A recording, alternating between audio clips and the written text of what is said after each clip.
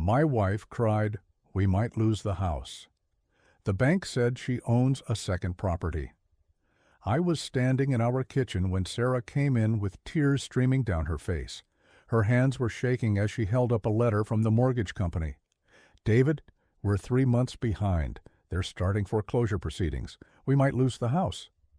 I felt my stomach drop. I had been working 60-hour weeks at the accounting firm for the past year, taking on every extra client I could find. We had cut back on everything. No more dinners out, no vacation. I had been wearing the same 3 shirts to work on rotation. "How is that possible?" I asked. "I've been depositing my entire paycheck into our joint account, every single dollar." She wiped her eyes with the back of her hand. "I don't know, David. I just don't know. The bills keep coming. The property taxes went up. The car needed repairs. Everything costs more than it used to."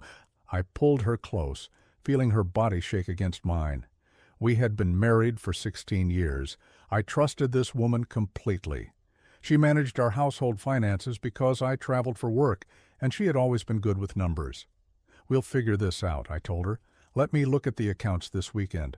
Maybe there's something we can consolidate. Maybe I can pick up another client." She nodded against my chest. "I'm so sorry. I feel like I've failed us." "You haven't failed anyone," I said. "We're in this together." That night I lay awake thinking about where we could cut costs. We had already eliminated every luxury. I calculated mentally how much overtime I could physically handle before my health gave out. Maybe I could sell my father's old watch, the one thing of value I owned that held sentimental meaning. The next morning, I left for a 3-day business trip to audit a manufacturing plant upstate. The whole drive, I kept running numbers in my head. Our mortgage payment was $2,200 a month. Property taxes were another $6,000 annually. Utilities, insurance, food, gas. Where was it all going? I had always made good money. Not executive money, but solid, middle-class income. Sarah worked part-time as a medical receptionist, bringing in another $1,500 a month. Between us, we should have been comfortable. But comfortable had disappeared somewhere along the way. Now we were apparently on the edge of losing our home. I thought about our daughter, Emma, who was in her 2nd year at community college. We had promised to help her transfer to a 4-year university. How could we do that if we couldn't even keep our own roof over our heads? The audit took longer than expected. By the time I drove home Friday evening, I was exhausted. Sarah was already asleep when I arrived. I stood in the doorway of our bedroom, watching her breathe softly, and I felt a wave of protectiveness wash over me. Whatever was happening with our finances, we would survive it. We had survived worse. Saturday morning, I woke early and made coffee. Sarah was still sleeping, so I quietly opened my laptop at the kitchen table. I logged into our bank account, the joint checking account, where both our paychecks were deposited. The balance was $463. My last paycheck, deposited 4 days ago, had been $3,200 after taxes. Sarah's part-time check had been around $600. There should have been at least $3,000 sitting there.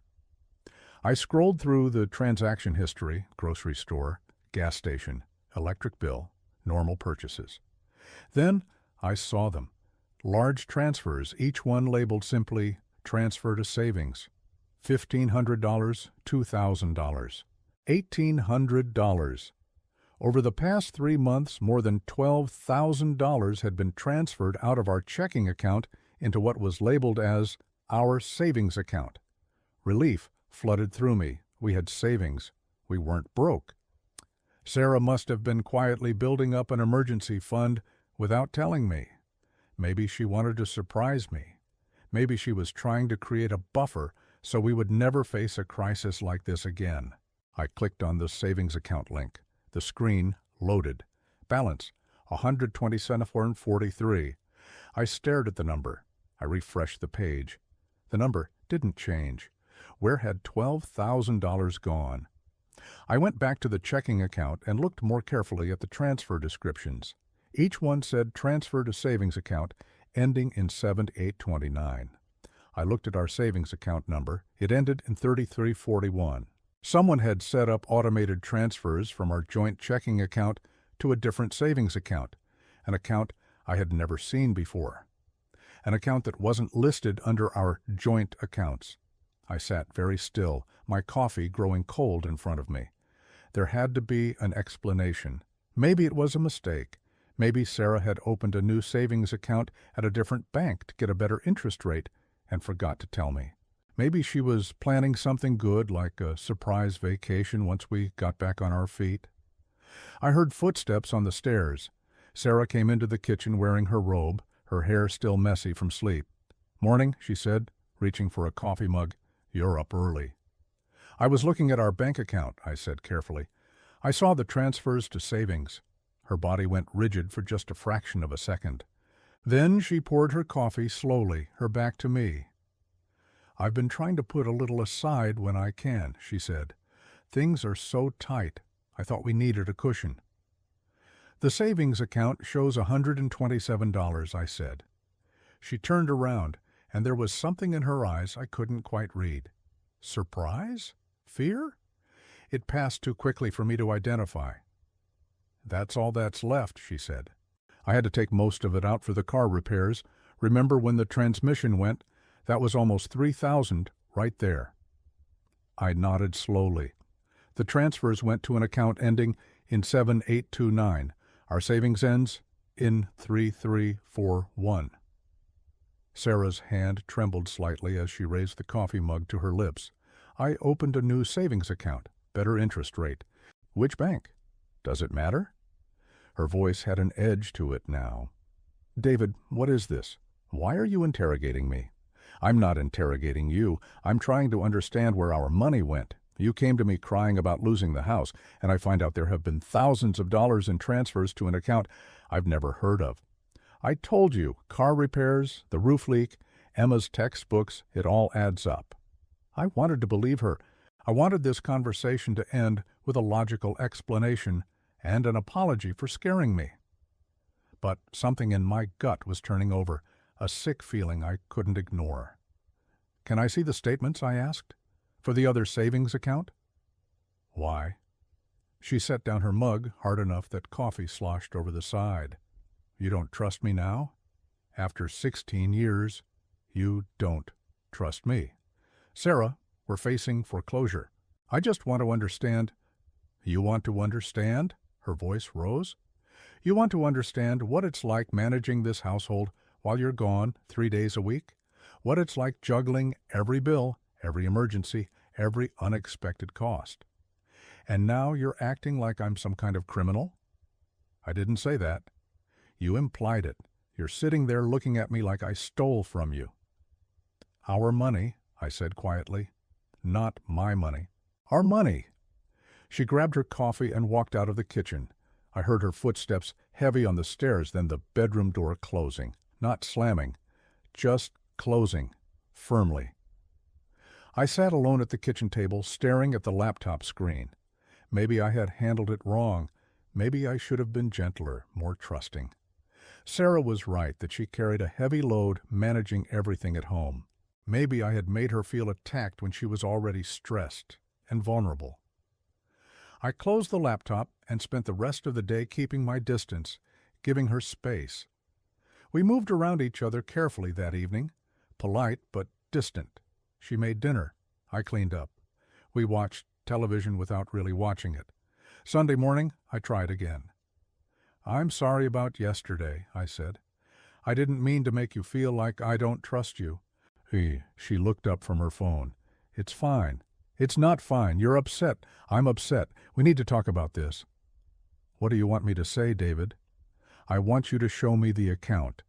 I want us to sit down together and figure out where we stand financially. I want to help." "You want to take over, you mean?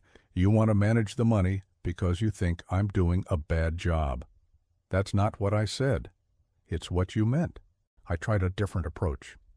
"If we're really in danger of losing the house, I need to know exactly where we stand. Maybe I can take out a loan against my 401k. Maybe I can talk to my brother about a short-term loan. But I need to know the real numbers."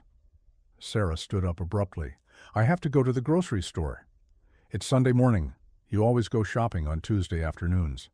"Well, today I'm going Sunday morning." She grabbed her purse and keys and left. I heard the garage door open and her car back out. Then silence. I stood in the middle of our living room in the house we had bought when Emma was 3 years old, and I felt like I was standing on ground that was crumbling beneath my feet. Over the next 2 weeks, I tried several more times to have a conversation about our finances. Each time, Sarah deflected, became defensive, or found a reason to leave the room. The mortgage company sent another letter. We were now 4 months behind. The foreclosure process was moving forward. I called the mortgage company myself and asked about payment arrangements. The representative told me we could potentially avoid foreclosure if we could pay the full amount owed, nearly $9,000, within 30 days and resume regular payments. $9,000. I had maybe $15,000 in my 401k that I could access with penalties. It would destroy my retirement savings, but we would keep the house. I told Sarah that night that I was willing to cash out part of my retirement. She cried and thanked me and said I was saving our family. I held her and told her it would be okay. We would start over. We would build it back up. But that night, alone in my home office while Sarah slept, I couldn't shake the feeling that something was deeply wrong. I had been an accountant for 23 years. I had investigated financial irregularities for corporations, nonprofits, and family businesses. I knew what it looked like when numbers didn't add up. I knew what it felt like when someone was hiding something. And every instinct I had was screaming at me that Sarah was hiding something. I opened my laptop and logged into our bank account again. I went through 6 months of statements, line by line, categorizing every expense in a spreadsheet: mortgage, utilities, food, gas, insurance, car repairs, medical expenses, Emma's school costs. When I added it all up, our expenses totaled about $4,800 a month. Our combined income was around $5,500 a month. We should have had a surplus of $700 a month. Over 6 months, that should have been $4,200 in savings. Instead, we had $463 and a foreclosure notice. The difference was in those transfers to account 7829, $12,000 that had simply vanished into an account I couldn't access. I thought about hiring a private investigator. I thought about calling our bank and claiming fraud. I thought about 100 different aggressive approaches. But Sarah was my wife, the mother of my daughter, my partner for 16 years. So instead, I did nothing. I pushed the suspicion down deep and told myself I was being paranoid. I told myself there was an explanation, and eventually Sarah would share it with me when she was ready. I cashed out $12,000 from my 401k, paid the penalties and taxes, and sent the bank a check for the full amount owed on our mortgage. Sarah cried again and told me I was her hero. 2 days later, I had to fly to Chicago for a quarterly meeting with a major client. I would be gone for 4 days. The morning I left, Sarah kissed me at the door and told me to be safe. I told her I loved her. I meant it. But as I drove to the airport, I couldn't stop thinking about that account number. 7829. I had 3 days away from home with nothing to do in the evenings but sit in a hotel room. 3 days to either let this go or to dig deeper. The meeting on Tuesday went well. I had dinner alone at the hotel restaurant, returned to my room, and sat on the edge of the bed with my laptop. I logged into our bank account and looked again at those transfers. Each one had been set up as an automatic transfer, scheduled to pull money from our checking account on specific dates. The routing number and account number for the receiving bank were visible in the transaction details. I recognized the routing number. It was the same bank we used. That meant account 7829 was at our same bank under someone's name, and it had been receiving our money for months. I could call the bank and ask, but they wouldn't tell me account ownership information. Privacy laws prevented it. I could confront Sarah again, but I had already tried that, and it had led nowhere except to tears and defensiveness. or I could wait. I chose to wait, but not passively. The next morning, I called our bank from my hotel room. I identified myself and asked to speak with someone in the fraud department. When a representative came on the line, I explained that I had noticed irregular transfers from my joint checking account to an unknown account and wanted to verify that these weren't unauthorized transactions. The representative asked me to verify my identity with several security questions. Then she pulled up the account. I see the transfers you're referring to, Mr. Patterson. These were initiated through your online banking portal using your wife's login credentials. So they were authorized by my wife? Yes, sir. The transfers were set up as recurring automatic transfers to a savings account also held at our bank. Can you tell me who owns the receiving account? I'm sorry, sir. I can only confirm that the transfers were authorized by an account holder on your joint account. I cannot provide ownership information for accounts you're not listed on. Is my name on account 7829? A pause. No, sir. You are not an account holder on that account, but my money is being transferred into it. The transfers were authorized through your joint account, which your wife has equal access to. Legally, those transfers are valid. I thanked her and ended the call, so Sarah had opened a separate savings account, in her name only, and had been systematically transferring money from our joint account into it, money that I had earned, money that should have been paying our mortgage while telling me we were broke, while crying about losing our house, while letting me cash out my retirement savings to cover the mortgage payments that she had deliberately withheld. I sat in that hotel room and felt something inside me shift. It wasn't anger. It was colder than anger. It was clarity. I had 2 more days in Chicago. I used them productively. I called a divorce attorney in our home state and had a consultation over the phone. I explained the situation carefully, sticking to facts, avoiding emotional language. The attorney listened and asked pointed questions. Do you have documentation of these transfers? She asked. Yes. Bank statements showing $12,000 transferred from our joint account to an account in her name only. And she hasn't disclosed this account to you? No. She told me we're broke. She told me we're losing our house because we can't afford the mortgage. Then I paid $9,000 for my retirement to save the house. That could potentially be considered financial fraud within the marriage. At minimum, it's dissipation of marital assets. How long have you been married? 16 years. And you have 1 child?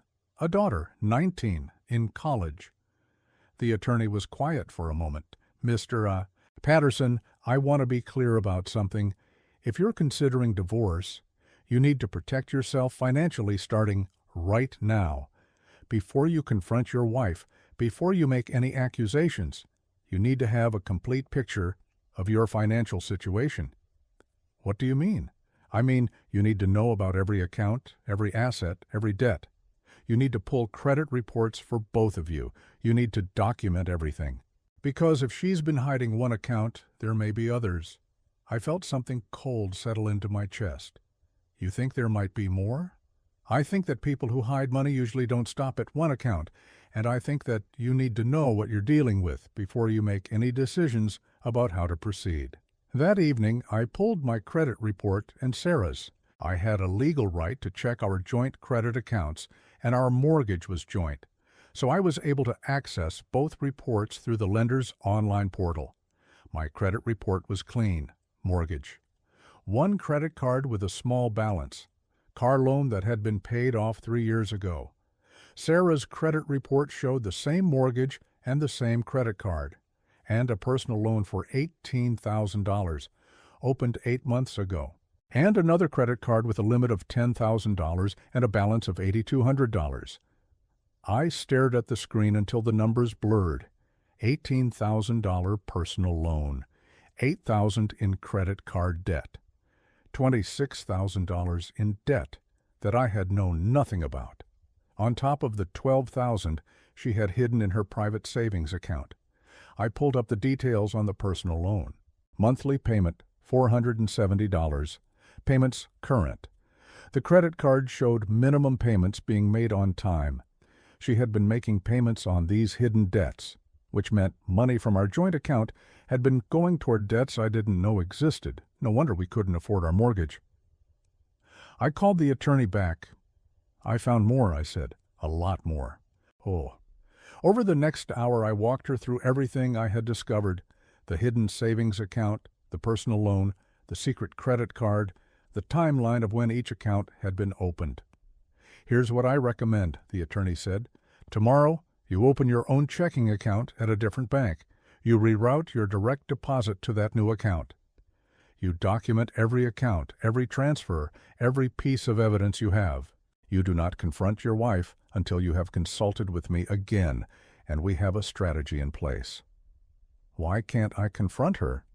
Because right now, you have information, and she doesn't know you have it. That's leverage. If you confront her, she'll have time to move money, close accounts, establish narratives. You need to be strategic, not emotional. "I need to understand why," I said. "I need to know what this money was for." "And you will. But first, you protect yourself." I flew home on Friday afternoon. Sarah picked me up at the airport with a smile and a kiss. She asked about my trip. I told her it went well. We stopped for takeout on the way home. Her choice? A restaurant that was more expensive than we could afford. I paid with our joint credit card and said nothing. That evening, Emma came over for dinner. She had just finished her midterms and was excited about transferring to a state university in the fall. Sarah and I sat on either side of her at our dining room table, and we looked like a normal family, a happy family. Emma hugged me goodbye and told me she loved me. I held her tight and wondered how I was going to tell her that her mother and I were probably getting divorced. After Emma left, Sarah went upstairs to take a bath. I sat in my office and created a new email address. I used it to open an account at a bank across town. I set up direct deposit to route my paycheck to the new account, effective with my next pay period. Then I began downloading and organizing every financial document I could access: bank statements, credit card statements, mortgage documents, tax returns. I created a folder on a secure cloud drive and uploaded everything. I worked until 2 in the morning, methodical and thorough, building a case like I would for any client under audit. The evidence was damning. Over the course of 8 months, Sarah had my retirement savings to cover a problem she had created. Just thought we could use a nice morning. We ate together. We talked about Emma's classes and the weather and a movie Sarah wanted to see. We were polite and pleasant and completely hollow. That afternoon, Sarah said she was meeting her sister for coffee. She left around 2 and didn't return until nearly 7. When she came home, she was carrying shopping bags from stores we definitely couldn't afford. "I thought we were being careful about spending," I said carefully. "Oh, these were on sale, major discounts. I saved so much money it would have been wasteful not to buy them." She showed me a new jacket, new shoes, a handbag. I estimated at least $300 worth of purchases. "Where did you get the money?" Her smile faded slightly. "I used my debit card." "Which account?" "David, don't start this again. I'm just asking which account." "My account, my money, from my job." "Your part-time job that pays $1,500 a month?" "Yes, my money. Or do I need your permission to buy myself something nice once in a while?" I looked at the shopping bags, at my wife standing in our living room, defensive and defiant, at the life we had built together, crumbling like sand. "No," I said quietly, "you don't need my permission." She softened slightly. "I know things have been tight, but we're caught up on the mortgage now thanks to you. Things are going to get better." I nodded and said nothing. That night I couldn't sleep. I lay next to Sarah in our bed, listening to her breathe, and I felt like I was lying next to a stranger. Sunday I told Sarah I needed to run some errands. Instead, I drove across town to the bank where I had opened my new account. I had received my debit card in the mail. I activated it and set up online access. My next paycheck would deposit on Friday. Sarah wouldn't know anything was different until she checked our joint account and found it empty. I had 1 week to decide what to do next. Monday, I went to work and functioned on autopilot. Tuesday was the same. Wednesday, the mortgage company sent an email confirmation that our account was current and foreclosure proceedings had been canceled. Sarah forwarded me the email with a line. We did it. I wanted to throw my phone across the room. Thursday evening, Sarah mentioned that she was planning a girls' weekend with her sister next month, a spa resort 3 hours away. She had already booked it. How much is that going to cost? I asked. It's already paid for. I've been saving up. From your private savings account? Her expression went cold. I don't know why you keep bringing that up. Yes, from my savings, from money I set aside, from my job. Is that okay with you? We're supposed to be partners, Sarah. We're supposed to make financial decisions together. We are partners. But that doesn't mean I can't have anything of my own. You have your retirement account. I'm not allowed to have savings? My retirement account that I just cashed out to save our house? Our house, and I'm grateful. I've told you I'm grateful. Are you? She stared at me for a long moment. What do you want from me, David? The truth. About what? About where our money has been going, about why we're really broke, about what you've been hiding. I haven't been hiding anything. I've been managing our household the best I can while you're gone half the time, and I'm left to deal with everything alone. Then show me the account. Show me the statements. Let's go through everything together. No. I don't have to justify every dollar I spend to you. I don't have to give you access to my personal account. We have a joint account. That's enough. It's not enough when our joint account is empty and you're making secret transfers. They're not secret. They're my business. When it's our money being transferred, it's our business. Sarah picked up her purse and keys. I'm going for a drive. I can't do this right now. She left, again. I sat alone in our house and wondered how many more times we would have this same conversation before something broke completely. Friday morning, my paycheck deposited into my new account. $3,217. I checked our joint account. Sarah's part-time check had deposited. $643. By Friday evening, our joint account balance was down to $218. Sarah had spent or transferred over $400 in a single day. Saturday morning, she asked me if I had gotten paid yet, because she needed to buy groceries.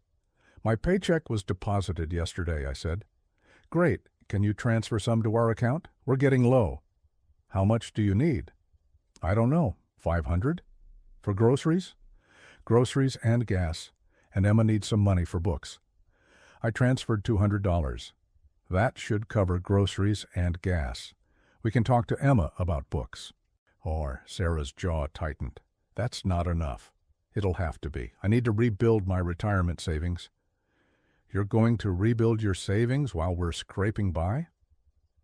We're scraping by because $12,000 disappeared into an account you won't explain. Oh my God, David, let it go. I can't let it go. Then maybe we need to talk about something bigger here. I looked at my wife, at the stranger, wearing her face. Maybe we do. She walked out. I heard the bedroom door close upstairs. That afternoon, I called the attorney. I'm ready to proceed, I said. Are you certain? Yes? Then here's what happens next. She walked me through the process. Filing for divorce, disclosure of assets, division of property. The mortgage would be part of the settlement. The hidden accounts would be disclosed during discovery. Everything would come to light. Before you file, the attorney said, I want you to make one more attempt to have an honest conversation with your wife, not because you're required to, but because it might save you both time and money if she's willing to be transparent now. That evening, I knocked on the bedroom door. Sarah was lying in bed scrolling through her phone. Can we talk? I asked. If you're going to yell at me about money again, I'm not going to yell. I just want to talk. Really talk. She sat up slowly, wary. I sat on the edge of the bed, careful to keep space between us. Sarah, I know about the personal loan. I know about the credit card. I know you have $26,000 in debt that you haven't told me about. All the color drained from her face. I pulled our credit reports, I continued. I found everything. and I need you to explain it to me. Not because I want to punish you, but because I need to understand what's happening in our marriage." She was silent for a long time. When she finally spoke, her voice was small. "I didn't want you to know." "Why?" "Because you would judge me, because you would be disappointed, because you would think I was stupid." "Try me." She took a shaky breath. "Remember when my mother got sick? 2 years ago?" I nodded. Sarah's mother had fought cancer for 8 months before passing away. I helped her with medical bills. I didn't want to burden you with it, because you were already stressed about work. So I took out the credit card and helped her pay for treatments insurance didn't cover. "Okay," I said carefully. "That's $8,000. What about the $18,000 loan?" Tears started running down her face.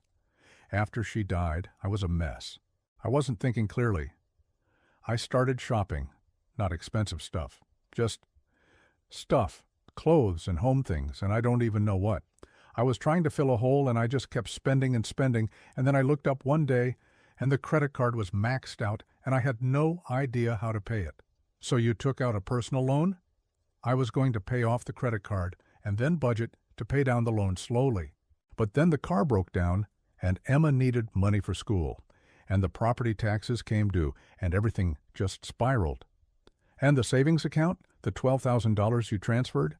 She wiped her eyes. "I was trying to save us. I thought if I could just set aside a little each month, eventually I'd have enough to pay off the credit card and the loan, and we could start over. But it never got big enough. Every time I saved a little, something else came up and I had to use it." I felt something twist in my chest.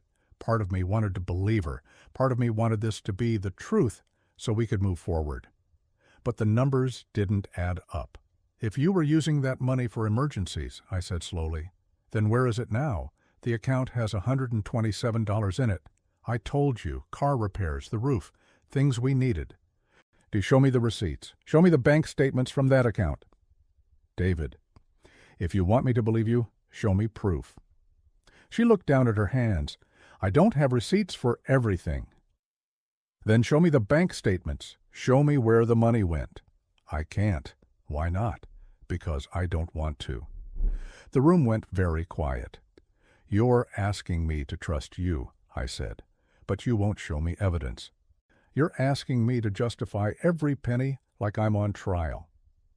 You've hidden $26,000 in debt and $12,000 in transfers, Sarah. Our house was nearly foreclosed on. I cashed out my retirement. And you're telling me I don't have a right to ask questions? I'm telling you that I'm allowed to have some privacy. I'm allowed to have some part of my life that's mine. Not when it costs us our home." She stood up abruptly. "I think you should sleep in the guest room tonight."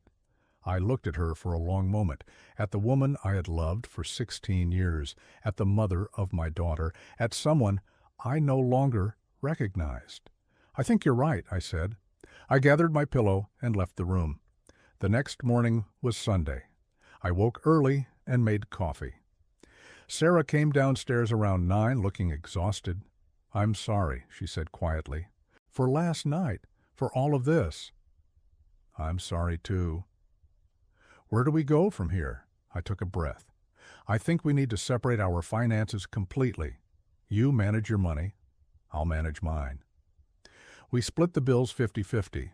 No more joint account except for household expenses that we each contribute to equally. She looked stricken. "You want to keep our money separate?" "I think it's the only way I can feel secure right now." "That's not a marriage, David. That's roommates." "Then what would you suggest?" She had no answer.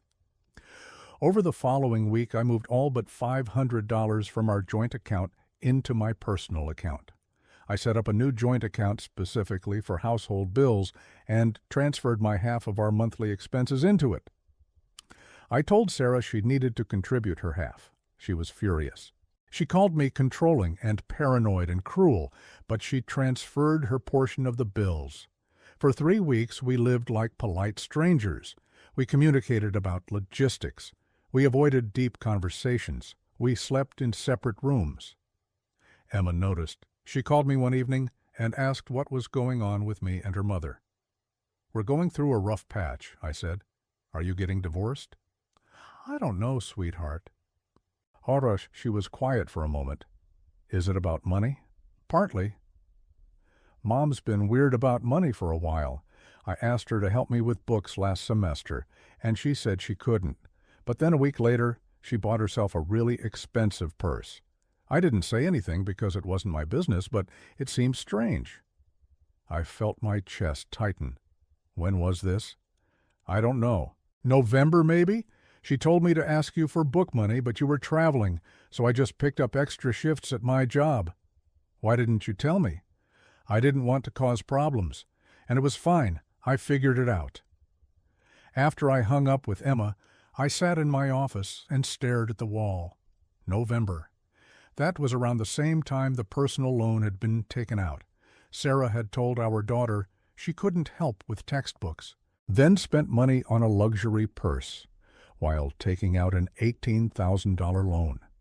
The pieces were clicking into place, and the picture they formed was ugly. I called the attorney the next morning. "I want to file for divorce," I said. The papers were served 2 weeks later. Sarah was shocked, then angry, then tearful. She begged me to reconsider. She promised she would be transparent. She offered to show me everything, but it was too late. Trust, once shattered, doesn't grow back easily. During the discovery process, everything came to light. The savings account that Sarah had actually been using to fund shopping trips and spa weekends, the personal loan that had gone toward a failed investment in a friend's business that she'd never mentioned, the credit card debt that was only partly medical bills. The rest was shopping, dining, entertainment. My attorney had been right. There was more. Sarah had opened a third credit card I hadn't found. She had borrowed money from her sister and never paid it back. She had sold some of my mother's jewelry that I had been keeping for Emma without telling me. Every revelation felt like a fresh betrayal. The divorce took 8 months to finalize. In the settlement, the house was sold. Debts were divided. Retirement accounts were split. Emma, bless her heart, refused to take sides. She loved us both and was heartbroken that we couldn't make it work.